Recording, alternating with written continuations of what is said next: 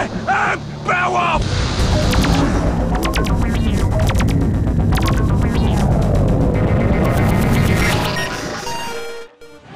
So the game's loading, and there are all these flashes of womanly, water-covered navels and a butch guy doing crunches, and I start to worry a little. Then the overblown yet underwhelming introduction kicks in with its so badly written it must be pastiche script, and I worry further. But the game starts, and I'm pleasantly surprised by the graphics and the awesome narrative decision of getting you to relive the legendary race against Brekka in the training section. I'm thinking, wow, maybe they got this right. But it quickly becomes evident that my worries were not unfounded, and it pretty much turns to shit from here on in. There are several major problems with the game. Perhaps the biggest of these is the fact that despite its soul-sapping linearity, it's really not obvious what you should be doing or where you should be going. There's very little in-game instruction, and the handy characters who tell you to follow them have a habit of wandering off screen and out of sight. You learn to climb, but are then surrounded by cliffs that aren't climbable.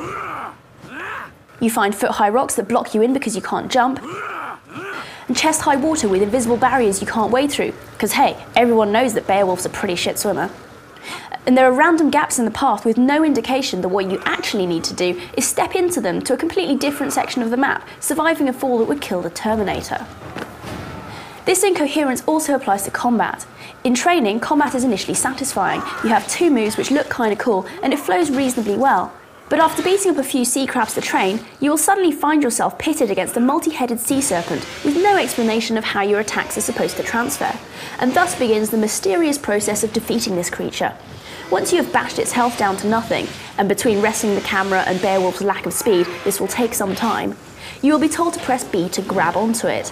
You do so, and you find that this doesn't really do much. What they really mean is mash B button repeatedly until we tell you to stop. You then mash another button, and another, until you get to the cutscene. Go meet your god, Megan! And now you know the secret of fighting all the big baddies in the game. That's right, they're all exactly the same. Even the troll. Yes, a troll. In Beowulf. Maybe that was from one of the lines that was lost from the Cotton manuscript in 1731 or something. The other type of gameplay involves commanding your thanes to row or open heavy doors, but the AI is so retarded that you will end up being Beowulf the babysitter for these portions, making sure that they don't fall over or get interrupted. Come on, girls! Push! There's a rhythm game built into this where you can spur them on by singing to them, and this is a really fun idea, but the interface is pretty glitchy and the visual doesn't seem to sync with the audio properly. And when Grendel appears, he's hardly the video game baddie that you want him to be. In fact, you'll almost feel sorry for him. He's depicted as this sort of oversized golem who just wants the Danes and the Geats to keep it down a little bit. Stop the noise! Oh! Stop it! Stop it! And there is an embarrassing, half-assed attempt to capture some of the poetic flavour by occasionally throwing in alliterated phrases. But these are pretty much all bawdy, just so you know that Hrothgar is still a real man and this poetry shit ain't just for girls. I am Beowulf! Once you've disarmed Grendel, you will have to listen to the reflections of many of the thanes at the feast afterwards. Boring. Now, it's nice of them to include Unferth and gesture towards the legend, but this whole narrative section is so badly written and feels very irrelevant to the incoherent mess that is the game, that they really shouldn't have bothered. Oh, and you can't skip any of it.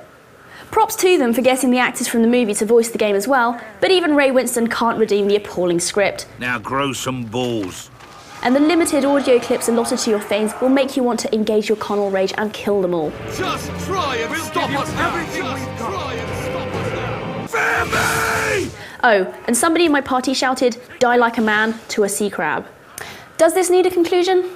Well, it suffers from seriously shitty scripting. What's good is grifted from God of War.